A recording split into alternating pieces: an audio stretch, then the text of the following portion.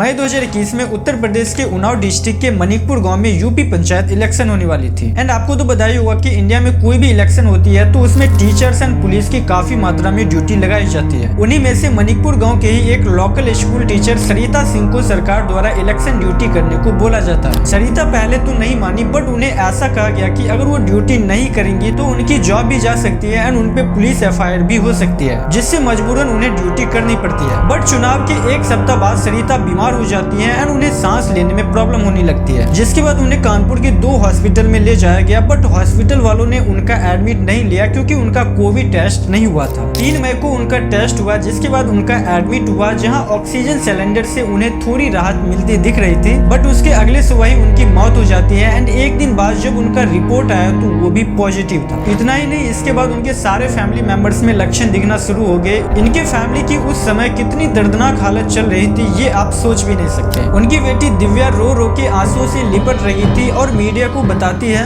आज उनका बर्थडे, आज मदर्स डे और आज के दिन आप सभी सब कर रहे हैं। जिस दिन हम लोग उनको शुभकामनाएं देते हैं उस दिन उनको ये बताना पड़ रहा है कि वो किस वजह से दुनिया से चली गई। उनका जन्मदिन है।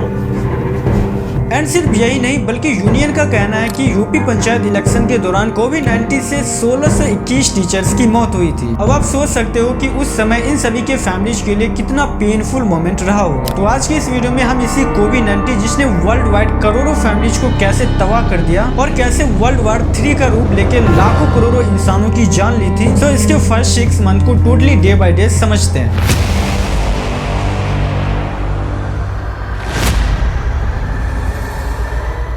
ये कहानी शुरू होती है 1965 में, जब एक ब्रिटिश वायरोलॉजिस्ट डेविड टैरल और उनकी टीम इंग्लैंड के विल्टशायर में कॉमन कोल्ड यानी आम सर्दियों की रिसर्च कर रही थी। उन्होंने सर्दी से पीड़ित एक लड़के के नाक के नमूने कलेक्ट किए और जब उसे लैब में टेस्ट किया तो उन्हें उसमें एक वायरस देखने को मिला, जिसका नाम उस समय उन्होंने B814 रखा और फिर उसे लैब में विकसित करने के लिए छोड़ दिया ताकि ये पता लगाया जा सके कि आखिर ये वायरस है क्या। बट हैरानी की बात ये थी कि ये virus other non virus like influenza और राइनो वायरस किसी से भी मैच नहीं खा रही थी। तो इसको आइडेंटिफाई करने के लिए उन्होंने इसे बैक्टीरिया को फंसाने वाले एक फिल्टर से पास करा के टेस्ट किया और उसमें पाया गया कि ये एक्चुअल में एक काफी डेंजरस वायरस है, क्योंकि ये फिल्टर से गुजर गया जिससे ये लोगों को इन्फेक्टेड कर सकता है। फिर इस वायरस की जून अल्मेडा द्वारा पहली बार इमेज बनाया गया, जो कि एक वायरोलॉजिस्ट थी जिन्होंने इलेक्ट्रॉन माइक्रोस्कोप का उपयोग करके वायरस को इमेजिन किया। तो उन्होंने देखा कि वायरस का शेप क्रॉन के आकार के स्पाइक्स जैसा था। फिर 1968 में जून अल्मेडा और डेविड टैरल और अन्य 6 साइंटिस्ट के आधारित तौर पर इस वायरस का नाम कोरोना वायरस रखा गया। कोरोना इसलिए क्योंकि इसमें सोलर कोरोना जैसे क्रॉन के आकार के स्पाइक्स थे और यहीं पे दुनिया में पहली बार कोरोना वायरस का जन्म हुआ था। एंड इसी खोज ने बाद में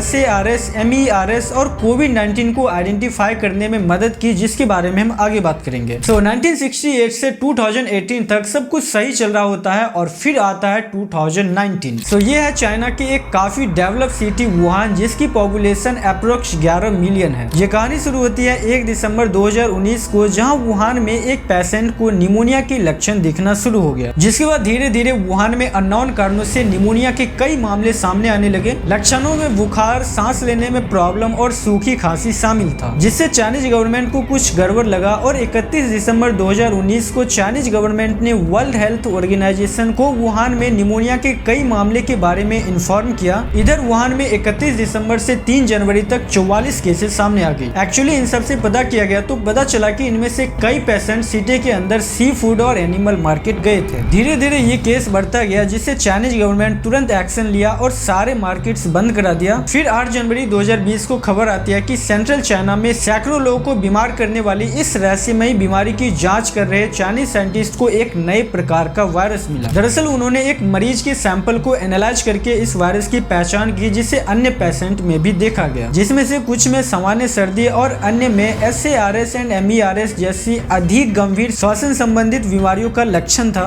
SARS साउथर्न चाइना में 2002 से 2003 में शुरू हुई एक कोरोना की तरह ही एक महामारी थी, जिसे 8000 प्लस लोग संक्रमित हुए थे और चाइना, हांगकांग और अन्य शहरों को मिला के 700 प्लस लोग मारे गए थे। वहीं MERS 2012 में सऊदी अरेबिया से निकला और पूरे मिडिल ईस्ट के यात्रियों द्वारा US, plus Europe, Africa and Asia में भी फैल गया था। इसमें भी टोटल 2613 कंफर्म केस और 943 की डेथ्स हुई थी। और सबसे इंटरेस्टिंग बात यह है कि ये जो कोरोना वायरस के मैंने आपको कुछ केसेज बताए, उनमें से मोस्टली ट्रैवलर्स हांगकांग, चाइना और सऊदी अरबिया के ही थे। सो टॉपिक पे वापस चलते हैं। तो वुहान लगभग 28,000 माइल्स हाई स्पीड रेल और इंटरनेशनल एयरपोर्ट्स के माध्यम से चाइनीज सिटी और पूरे वर्ल्ड से कनेक्टेड है, जो हर साल 24.5 मिलियन पैसेंजर्स को ट्रांसपोर्ट करता है और दुनिया भर के 30 प्लस सिटीज को कनेक्ट करता है। सो यहाँ तक तो चाइना में ही कोरोना फैल रहा था, बट ट्रैवलिंग के दौरान ये अन्य देशों में भी फैलने लगा। दरअसल एक महिला 8 जनवरी को वुहान एरिया से बैंकॉक के लिए ट्रैवल करती है, बट एयरपोर्ट पहुंचने पर महिला को बुखार से पीड़ित पाया गया और हॉस्पिटल जाने के बाद उन्हें भी निमोनिया होने का पता चला। जिसके बाद WHO एंड चाइना की मीटिंग हुई, जिसमें प्रोफेसर डेविड हुई ने कहा कि क्या वो महिला वुहान के सी फूड मार्केट विजिट की थी। अगर नहीं तो ये एक बहुत बड़ी प्रॉब्लम है, क्योंकि इसका मतलब वायरस अदर मार्केट्स में भी मीट्स के थ्रू फैल रहा है। एंड अभी तक सी फूड और मीट्स का ही एविडेंस था कि वायरस इससे फैल रहा है, ह्यूमन टू ह्यूमन का कोई एविडेंस नहीं था। 19 जनवरी तक वर्ल्ड वाइड 282 केसेस 4 कंट्रियों से आ गई थी, जिसमें चाइना 278, थाईलैंड 2, जापान 1 और साउथ कोरिया 1। 19 जनवरी को ही यूनाइटेड स्टेट ऑफ अमेरिका से भी फर्स्ट कंफर्म केस आ गया। दरअसल 15 जनवरी को एक 35 ईयर ओल्ड मैन वुहान से वाशिंगटन की एयर ट्रेवल करते हैं, बट 4 दिन बाद 19 जनवरी को इन्हें भी खांसी और बुखार का लक्षण दिखना शुरू हो गया और जांच करने के बाद इनमें भी कोरोना पाया गया। जिसके बाद 23 जनवरी को चाइनीज गवर्नमेंट ने वुहान से जाने आने वाली सारी train, buses, subways, air travel बंद कर दी और पूरे वुहान सिटी को लॉकडाउन लगा दिया और कहा कि वुहान के 11 मिलियन रेसिडेंट्स बिना किसी स्पेशल रीजंस के वुहान से बाहर नहीं जा सकते। उसके बाद 23 जनवरी को ही एक 20 ईयर ओल्ड फीमेल वुहान से वहां फैल रहे वायरस के कारण इंडिया में केरला आती है। 23 से 26 जनवरी तक वो बिल्कुल सही थी, बट 27 जनवरी को उन्हें भी सूखी खांसी होना शुरू हो गया और जब उन्हें जांच किया गया तो उनमें भी कोविड पाया गया और इंडिया का ये सबसे पहला कोविड केस था। हालांकि जब उनसे पूछा गया तो उन्होंने बताया कि वो वुहान के सी फूड मार्केट भी नहीं गई थी, बट जब वो चाइना में ट्रेन से ट्रैवल कर रही थी तो उन्होंने कुछ सांस संबंधित लक्षणों वाले को देखा था, जहाँ तक कई कंट्रीज से केसेस सामने आने लगे। जिसके बाद centre for diseases control CDC ने कंफर्म कर दिया कि वायरस पर्सन टू पर्सन भी फैल सकता है। चाइना में लगातार बढ़ते केसेज और हॉस्पिटल सुविधा में कमी होने के कारण आपको तो पता ही होगा कि चाइना में रातों रात कितनी बड़ी बड़ी buildings, railway station, airports etcetera बन के तैयार हो जाती है। इसी तरह चाइना ने मात्र 10 से 15 दिनों में 2 बड़ा हॉस्पिटल बना के तैयार कर दिया। वो सेंसान हॉस्पिटल, जिसका अर्थ होता है माउंट फायर गोल्ड हॉस्पिटल, इसका निर्माण चीन के वुहान में महामारी से लड़ने के लिए 23 जनवरी को शुरू कर दिया। इसे बनाने के लिए हजारों वर्कर्स, हैवी मशीनरी और इंजीनियर्स की टीम 24/7 काम करने लगी और मात्र 10 दिन बाद 2 फरवरी तक ये हॉस्पिटल कम्प्लीटली बन के तैयार हो गया, जिसके जस्ट बाद इसे चालू भी कर दिया गया। 34,000 स्क्वायर मीटर में फैली इस हॉस्पिटल में कोविड पेशेंट के लिए 1000 बेड्स की सुविधा थी एंड हजारों डॉक्टर्स एंड हेल्थ वर्कर्स इसमें 24/7 करके कोविड से लड़ने में जुट गए। इसके साथ साथ इससे भी बड़ा हॉस्पिटल मात्र 13 दिन में बनाया गया, that is Leishenshan hospital. 75,000 square meter में फैले और 1600 बेड्स की क्षमता रखने वाले इस हॉस्पिटल का काम 25 जनवरी को स्टार्ट हुआ और 8 फरवरी को काम खत्म करके इसे चालू भी कर दिया गया। 24 जनवरी तक वर्ल्ड वाइड 450 केसेज आ गए, जिसमें 9 की डेथ भी हो गई। जिसके बाद 28 जनवरी को US गवर्नमेंट ने कोरोना वायरस के कारण वुहान से अमेरिकी सिटीजन्स को वापस अमेरिका लाना शुरू कर दिया। 29 जनवरी को CDC द्वारा वुहान से आए 195 अमेरिकी सिटीजन्स को 14 दिनों के लिए क्वारंटाइन का ऑर्डर दिया जाता है। क्वारंटाइन का मतलब बाहर से आए लोगों को 14 दिनों तक सबसे अलग रखा जाएगा, ताकि अगर उनमें वायरस हो तो वो फैले ना, एंड अगर उनमें कोई लक्षण नहीं दिखता है तो फिर वो नॉर्मली रह सकते हैं। इधर भारत सरकार ने भी कोविड-19 के कारण चाइना और अदर कंट्रीज में फंसे इंडियन को सेफली इंडिया वापस लाने में जुट जाती है और 2 एयर इंडिया के स्पेशल फ्लाइट्स अरेंज करती है, जिसमें 1 फेब को 324 इंडियंस को इवैक्यूएट करती है, जिसमें से 104 को ITBP चावला कैंप दिल्ली में और 220 को मैनेसर फैसिलिटीज गुड़गांव में रखा गया। फिर 3 फरवरी को 330 पैसेंजर्स इवैक्यूएट करती है। फिर 26 फरवरी को 112 पैसेंजर्स हुबे चाइना से, 27 फरवरी को जापान में फंसे डायमंड प्रिंसेस क्रूज से 124 पैसेंजर्स, टोटल मिला के 890 पैसेंजर, जिसमें से 842 इंडियंस और 48 फॉरेन सिटीजन्स को इवैक्यूएट करके क्वारंटाइन किया। हालांकि इन सबका टेस्ट निगेटिव आया था। इधर 11 फरवरी को WHO इस वायरस की ऑफिशियल नाम अनाउंस करती है कोविड-19, जिसमें CO का मतलब कोरोना, VI का मतलब वायरस, D का मतलब डिजीज और 19 का मतलब 2019। 16 फरवरी तक पूरे पूरे चीन से टोटल 25,633 मेडिकल वर्कर्स की 217 टीम्स अधिक सुविधाएं खोलने और मरीजों के इलाज में मदद करने के लिए वुहान और हुबे के अदर सिटीज में 14 टेम्पोररी हॉस्पिटल गई। 25 फरवरी को सीडीसी डॉक्टर नैन्सी मैसोनियर, जो कि कोविड-19 रिस्पांस के इंसिडेंट मैनेजर हैं, उन्होंने वायरस को फैलने से रोकने के लिए school, work place, large gathering, public event सबको बंद कराने का आदेश दिया। 26 फरवरी को भारत ने इंडियन एयरफोर्स जेट द्वारा 15 टन मास्क, ग्लव्स और other emergency medical equipments China भेज दिया है, जिसमें 1 lakh mask, 5 lakh pair of gloves, 75 infusion pump और 30 इंटरनल फीडिंग पंप शामिल थे। उसके बाद 3 मार्च को सीडीसी 60 केसेज यूएस के अलग अलग जगहों से रिपोर्ट करती है, जिसमें से 21 ट्रैवलिंग से, 11% टू पर्सन और 27 अननोन रीजन से पॉजिटिव हुए थे। इंडिया में भी यहाँ तक सब कुछ सही चल रहा था, बट उसके अगले दिन ही ये केस 6 से बढ़ के 28 हो गया। 11 मार्च तक 114 देशों में 1,18,000 प्लस केसेज और 4291 डेथ्स के बाद WHO ने कोविड-19 को एक बहुत बड़ी पैंडेमिक डिक्लेयर कर दिया और यहाँ से कोविड-19 की एक बहुत बड़ी वार स्टार्ट हो जाती है। फिर 12 मार्च को कर्नाटक से खबर आती है कि इंडिया में कोविड की वजह से पहली डेथ हो गई एक 76 ईयर ओल्ड मैन की, जो 29 फरवरी को सऊदी अरबिया से लौटे थे। 13 मार्च को यूएस प्रेसिडेंट ट्रंप ने 26 देशों से यात्रा करने वाले नॉन यूएस सिटीजन्स को यूएस में ट्रैवल करने से बैन लगा दिया। 13 मार्च को ही पीएम नरेंद्र मोदी ने कोविड-19 महामारी से निपटने के लिए सार्क देशों के लिए एक कोलैब रखा, जिसमें नेपाल, मालदीव, श्रीलंका, भूटान, बांग्लादेश और अफगानिस्तान के लीडर्स को बुलाया गया, जिसमें इंडिया ने 74 करोड़ का एक कोविड-19 इमरजेंसी फंड सार्क कंट्रीज को सपोर्ट करने के लिए एलोकेट किया, ताकि वो कोविड से लड़ सके और अपने इमीडिएट नीड्स को पूरा कर सके। इस दौरान कई लॉ एनफोर्समेंट एफआईआर भी चलने लगी, जैसे 16 मार्च को आगरा पुलिस ने अपनी बेटी के ठिकाने के बारे में अधिकारियों को गुमराह करने के लिए एक व्यक्ति के खिलाफ एफआईआर दर्ज की, जिस पर कोविड-19 रोगी होने का संदेह था। महिला का पति, जो बेंगलुरु में कोविड पॉजिटिव था, वो हॉस्पिटल में भर्ती था, जबकि महिला दिल्ली गई और फिर अपने माता पिता के घर आगरा चली गई और वहां से लापता। फिर लखनऊ पुलिस ने लंदन से लौटने के बाद आवश्यक निर्देशों के पालन न करने में कथित लापरवाही के लिए बॉलीवुड सिंगर कनिका कपूर के खिलाफ एफआईआर दर्ज की। इधर पंजाब के 70 year old Sikh Baldev Singh India में सबसे ज्यादा कोविड फैलाने वाले इंसान बन गए, जिसके कारण 40,000 लोगों को क्वारंटाइन करना पड़ा। दरअसल सिंह ने virus hit Italy and Germany से लौटने के बाद सेल्फ क्वारंटाइन गाइडलाइंस को इग्नोर कर दिया और 8 से 10 मार्च को हो रहे एक सिख फेस्टिवल होला मोहल्ला अटेंड करने लगे। 6 दिन के इस फेस्टिवल में हर दिन 10,000 प्लस लोग आते थे। सिंह बाद में बीमार पड़ गए और 18 मार्च को उनकी डेथ हो गई। इस मामले के कारण पंजाब के 20 गाँव के 40,000 लोगों को अलग कर दिया गया एंड सिंह के 19 रिलेटिव्स का भी टेस्ट पॉजिटिव आया। फिर इधर राजस्थान के भीलवाड़ा में एक पेशेंट एक प्राइवेट हॉस्पिटल में भर्ती लेते हैं, बट शॉकिंग चीज ये थी कि वो भी पॉजिटिव थे। डॉक्टरों ने सही से जांच वगैरह नहीं की, जिससे हॉस्पिटल में मौजूद डॉक्टर सहित कई लोग भी पॉजिटिव हो गए, जिससे वहाँ के अथॉरिटीज ने स्ट्रिक्ट एक्शन लिया और सिटी को शील्ड करके 7,000 लोगों को क्वारंटाइन कर दिया। 21 मार्च को हिमाचल प्रदेश पुलिस ने कीमत से 4 गुना अधिक कीमत पर N95 मास्क बेचने के लिए एक केमिस्ट पर मामला दर्ज कर दिया। फिर प्रधानमंत्री नरेंद्र मोदी सोशल डिस्टेंसिंग को प्रमोट करने और कोविड-19 के बारे में अवेयरनेस बताने के लिए रविवार 22 मार्च को सुबह 7 बजे से रात 9 बजे तक जनता कर्फ्यू पालन करने का आदेश दिया और शाम 5 बजे सभी नागरिकों को अपने बालकोनीज या दरवाजे पर खड़े होकर क्लैपिंग और रिंग बेल्स बजाने का आदेश दिया। पीएम नरेंद्र मोदी ने कोविड-19 क्राइसिस के दौरान सैलरी क्लास और डेली वेज वर्कर्स लोगों के सामने फाइनेंशियल कठिनाइयों को देखते हुए उन्होंने बिजनेस कम्युनिटी और हायर इनकम ग्रुप्स को लोअर इनकम ग्रुप्स को सपोर्ट करने को बोला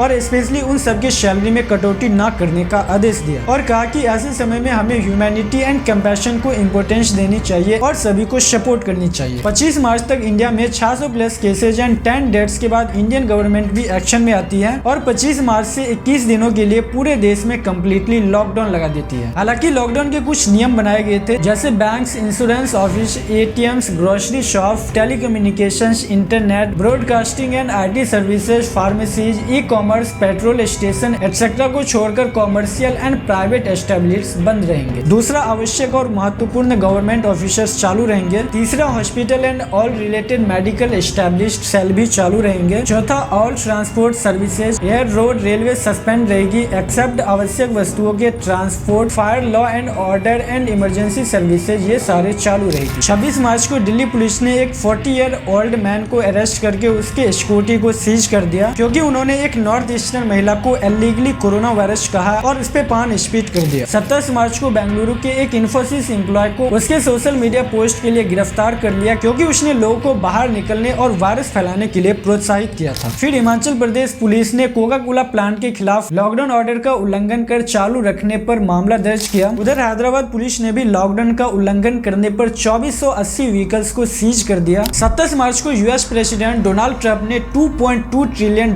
के साथ coronavirus aid relief and economy security CARES लागू करते हैं, जिसमें पर एडल्ट को $1200 अप्रोक्स 1 लाख रुपए और पर चाइल्ड को $500 डायरेक्ट पेमेंट करेंगे। इधर इंडिया में इतना सब कुछ हो जाने के बाद भी दिल्ली और नोएडा की सीन आप देख सकते हो, जहां हजारों लाखों लोग दिल्ली, नोएडा एंड गुड़गांव में जॉब और डेली वेज वर्क करते हैं। वो अपने होम स्टेट विलेजेस जाने के लिए कितने एक्सट्रीम हेल्थ रिस्क ले रहे हैं, क्योंकि ये वो समय है जहाँ पूरे इंडिया में लॉकडाउन लगा हुआ था। लोगों को इंडोर और सोशल डिस्टेंसिंग बना के रखने को कहा गया था, फिर भी हजारों लोग बस में लटक के यहाँ तक कि पैदल भी घर के लिए चल दिए। बट यहाँ सबसे बड़ा डर ये था कि कई पॉजिटिव पीपल भी अदर स्टेट जाएंगे, जिससे और भी ज्यादा कोविड फैलेंगे। एंड ये सिर्फ दिल्ली में ही नहीं बल्कि मुंबई, बैंगलोर, कोलकाता जैसे हर एक बिग सिटीज की यही हालत थी। लोग कैसे भी चाह रहे थे कि वो अपने घर पहुंच जाए, क्योंकि लॉकडाउन के कारण एक तो उनकी जॉब चली गई, जिससे वो कैसे अपना रेंट एंड खर्चा चलाएंगे, जिस वजह से यहीं से मार्च के बाद केसेज एंड डेथ्स में एकदम से स्पाइक्स आती है। जिसके बाद 3 अप्रैल को व्हाइट हाउस के प्रेस ब्रीफिंग के सीडीसी ने मास्क पहनने की न्यू गाइडलाइंस अनाउंस की और रेकमेंड किया कि सभी लोग घर से बाहर निकलने पे मास्क जरूर पहने। 11 अप्रैल को भारत ने कुवैत की मदद के लिए भी 15 डॉक्टर्स की एक टीम और हेल्थ केयर प्रोफेशनल्स भेजा। 15 अप्रैल तक जाते जाते world wide total cases 20 lakh तक पहुंच जाती है, जिसमें से मैक्सिमम यूएसए से आ रहे थे, फिर Spain, Italy, Germany, France, UK, China etcetera. हालांकि इंडिया यहाँ तक सही चल रहा था, 11,000 केसेज इंडिया से भी हो गए थे। जिसके बाद इंडियन गवर्नमेंट ने 10th और 12th के बोर्ड्स एग्जाम पोस्टपोन करा दिए। इंस्टीट्यूट सारे बंद थी तो सबने ऑनलाइन क्लास देना स्टार्ट कर दिया। एंड अप्रैल में बहुत सारे फेस्टिवल्स भी आते हैं, जैसे रामनवमी, महावीर जयंती, एस्टर, वैशाखी, मेसाडी एटसेट्रा। इन सब पे ज्यादा सेलिब्रेशन करने पे रोक लगा दी और मेनली सोशल डिस्टेंसिंग को पालन करने के लिए बोला गया। इधर दुनिया में अगर किसी कंट्री की सबसे ज्यादा हालत खराब थी तो वो थी अमेरिका। यहीं से सबसे ज्यादा केसेज एंड डेथ्स हो रहे थे, जिससे बचने के लिए यूएस गवर्नमेंट हर दिन नई नई पॉलिसी जारी कर दी थी, नई नई स्कीम शुरू कर दी थी, but control out of control था। फिर 1 मई को भारत सरकार ने नेशनल वाइज लॉकडाउन को फिर से 2 वीक 17 मई तक एक्सटेंड कर दिया। मई तक आप देख सकते हो हमारा देश इंडिया काफी नीचे है। इवन चाइना जहाँ से ये वायरस उत्पन्न हुआ वो भी काफी नीचे है, और ऊपर के टॉप कंट्रीज आप देख सकते हो जिसे वायरस ने तबाह कर दिया था, यूएसए, रसिया, यूके, स्पेन, इटली एटसेट्रा। 12 मई को प्रधानमंत्री नरेंद्र मोदी ने